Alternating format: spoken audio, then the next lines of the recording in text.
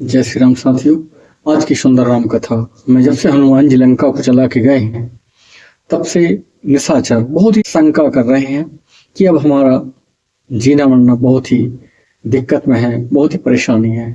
इस प्रकार की जब बातें मंदोदरी ने सुनी है तो रावण को समझाया है, लेकिन रावण नहीं माना। विभीषण ने और उनके एक बड़े पुराने सचिव थे माल्यवंत, उन्होंने भी समझाया है। आइए किसने क्या कहा है आज पूरी चर्चा से जुड़ते हैं।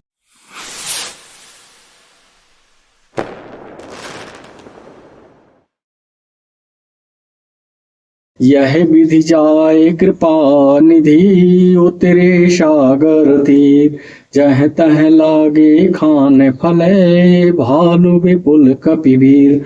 इस प्रकार से कृपा निधान श्री रामचंद्र जी जब सागर तट पर पहुंचे हैं तो उधर जो फल फूल लगे थे रीछ वानर वो खाने लगे हैं।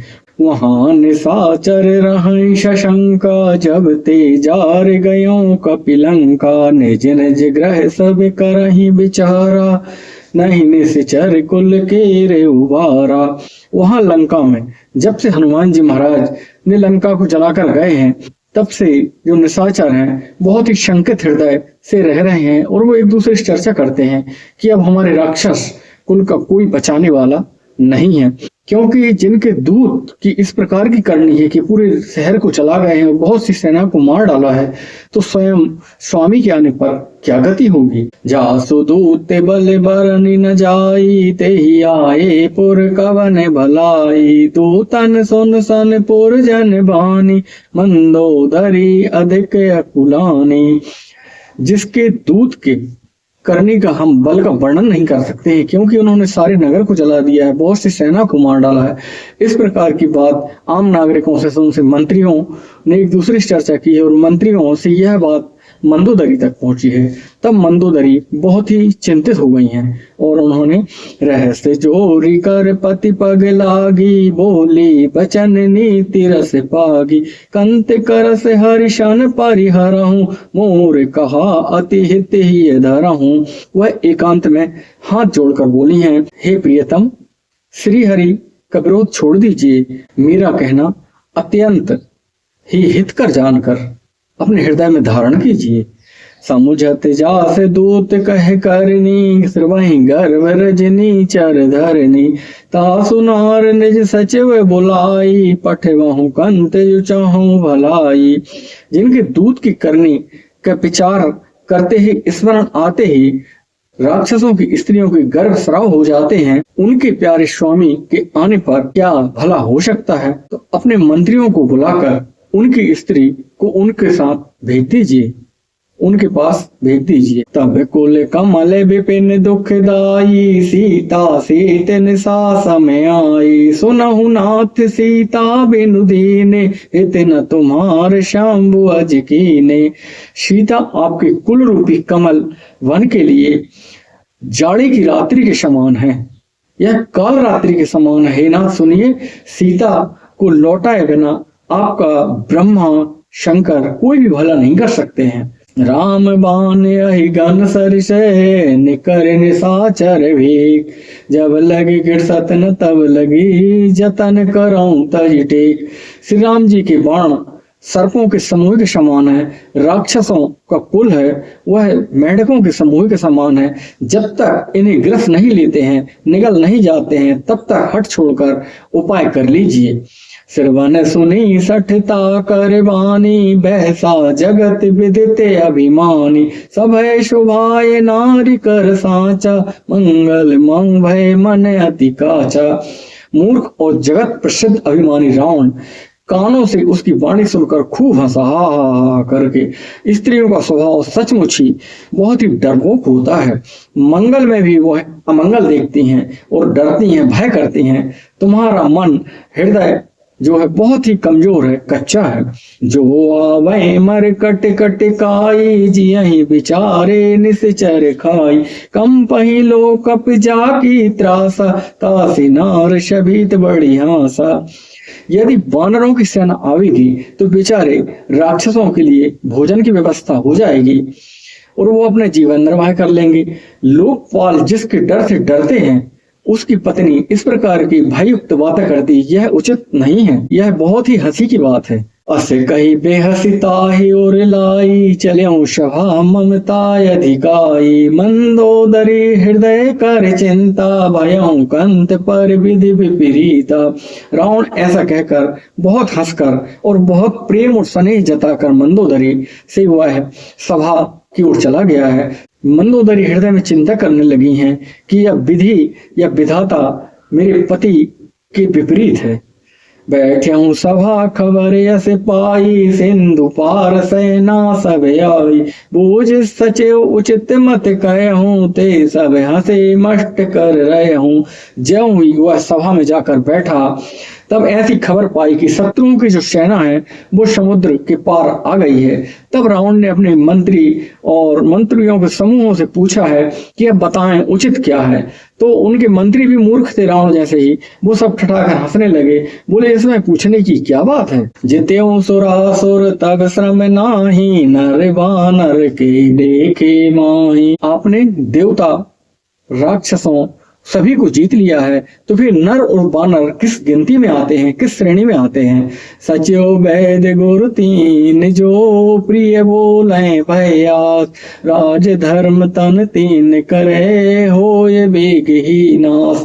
मंत्री, वैद्य और गुरु, ये तीन यदि अप्रसन्नता के भय से या किसी लोभ के भय आशा में, किसी लोभ की आशा से ये झूठ बोलने लगे, तो आप ये समझिए कि ठकर सुहादी कहने लगे, तो बहुत ही जल्दी राज्य, शरीर और धर्म का नाश होने वाला है।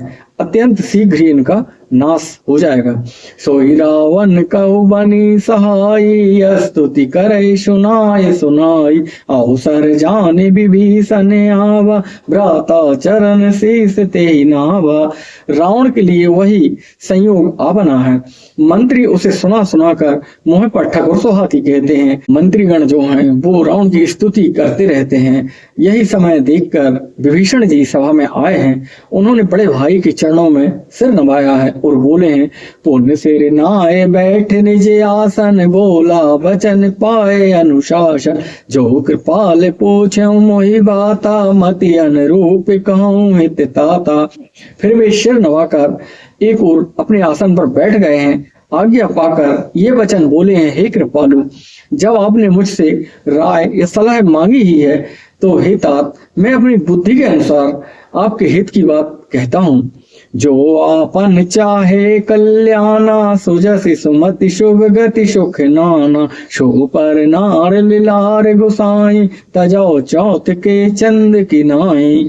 जो मनुष्य अपना कल्याण चाहे, सुंदर यश, सुबुद्धि और शुभ गति, नाना प्रकार के सुख यदि चाहता है, तो हे स्वामी, पर स्त्री के ललाट को चौथ के चंद्रमा की भांति त्याग देना चाहिए। इसी प्रकार पर स्त्री का मुख भी नहीं देखना चाहिए। 14 भुवन एक पति होई, भूत द्रोह तिष्ठै नहीं सोई, गुण सागर नागर नर जो, अलप लोभ भल कहे न को। 14 भुवनों का एक स्वामी हो, वह भी जीवों से बैर करके ठहर नहीं सकता है। जो मनुष्य गुणों का समुद्र है और चतुर है, उसे थोड़ा भी लोभ क्यों ना हो, उसका भला नहीं हो सकता। यानी लोभ पाप का मूल है। यदि लोभ किया तो भले वो कितना ही बड़ा साम्राज्य वाला क्यों ना हो, उसका नाश निसंदेह होने वाला है। काम क्रोध मद लोभ सवे, नाथ नरक के पंथ, सब परिहर रघुवीर, भजाऊं भजई जय संत। हे नाथ, काम क्रोध लोभ और मोह ये नरक के रास्ते हैं। इन सब को छोड़कर श्री रामचंद्र जी को भजिए, जिन्हें सभी सत्पुरुष भजा करते हैं। ताते राम नहीं नर भूपाला, भुवनेश्वर काला कर काला, ब्रह्म अनामय अज भगवंता, व्यापक अज दे अनादि अनंता। हे तात, राम मनुष्यों के सिर्फ ही राजा नहीं हैं, वह तो समस्त लोकों के स्वामी हैं। कालों के भी वो काल हैं। संपूर्ण ऐश्वर्य, यश, श्री, धर्म, वैराग्य, ज्ञान के भंडार हैं। भगवान है, वे निरामय हैं, बेकार रहित हैं, अजन्मा हैं, व्यापक हैं, अजेय हैं और अनादि हैं। हे नाथ, इसलिए वो अनंत ब्रह्म है। गौध्वज देन देव हितकारी, कृपा सिंधु मानस तनुधारी, जन रंजन भंजन खल भ्राता, वेद धर्म रक्षक सुन भ्राता। उन कृपा के समुद्र भगवान पृथ्वी, ब्राह्मण, गौ और देवताओं के हित करने के लिए मनुष्य शरीर धारण करते हैं। हे भाई सुनिए, वे सेवकों को आनंद देने वाले हैं, दुष्टों के समूहों को नाश करने वाले हैं, वेद और धर्म की वो रक्षा करते हैं। ताहि व्यर्थ जिनायहि माथा, प्रणतारत भंजन रघुनाथ, देह नाथ प्रभु कहु वैदेही, भजहु राम बिनु हेतु सनेही। बैर त्याग कर उनको मस्तक नवाइए। वे श्री रघुनाथ जी शरणागत के दुखों की नाश करने वाले हैं। हे नाथ, उन सर्वेश्वर को जानकी जी को दे दीजिए और बिना ही कारण स्नेह करने वाले श्री राम जी को भजिए, इसी में आपका कल्याण होगा।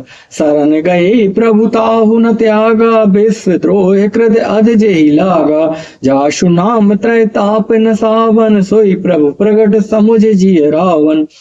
जिसे संपूर्ण जगत में द्रोह करने का पाप लगा है, शरण जाने पर प्रभु उसको भी त्याग नहीं करते हैं। जिनका नाम तीनों तापों का नाश करने वाला है, वे ही प्रभु मनुष्य रूप में प्रकट हुए हैं। हे रावण, हृदय में यह समझ लीजिए।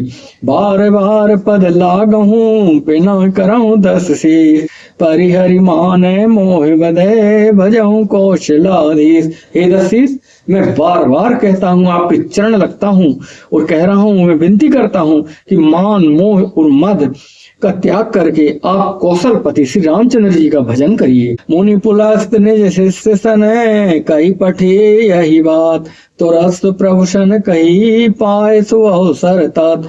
मुनि पुलस्त जी के अपने शिष्य के हाथ यह बात कहला भेजी थी। हे तात, सुंदर अवसर पाकर मैंने तुरंत वह बात प्रभु आपसे कह दी है।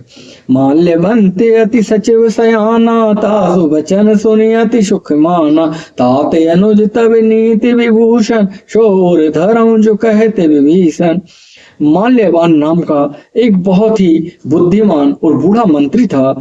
उसने कहा, विभीषण जो बात कह रहे हैं वो बहुत ही सत्य कह रहे हैं। हे नाथ, इनकी बात मानने में आपको सुख प्राप्त होगा। आपके छोटे भाई जो हैं वो बहुत ही नीति निपुण हैं, नीति को धारण करने वाले भूषण हैं, अर्थात नीतिमान हैं। विभीषण जो कुछ कह रहे हैं उसको हृदय में आप धारण कीजिए।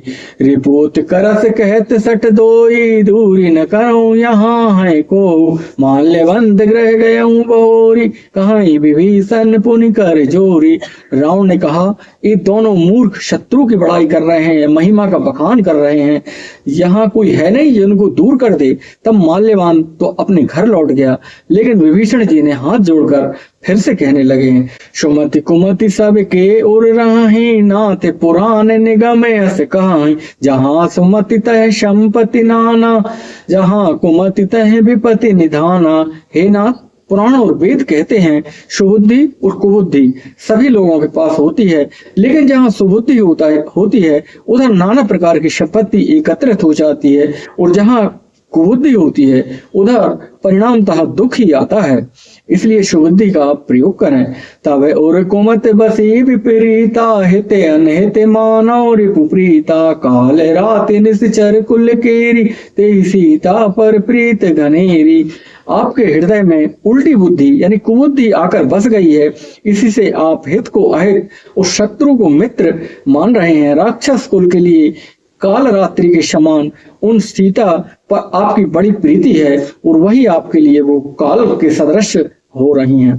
तात चरण गई मांग हूँ, राखूं मोर दुलार, सीता दे राम कहूँ वहित न हो ये तुम्हार। हे तात, मैं चरण पकड़कर भीख मांगता हूँ, विनती करता हूँ कि आप मेरा दुलार रखिए, मेरा मान रखिए, मेरा प्रेम रखिए।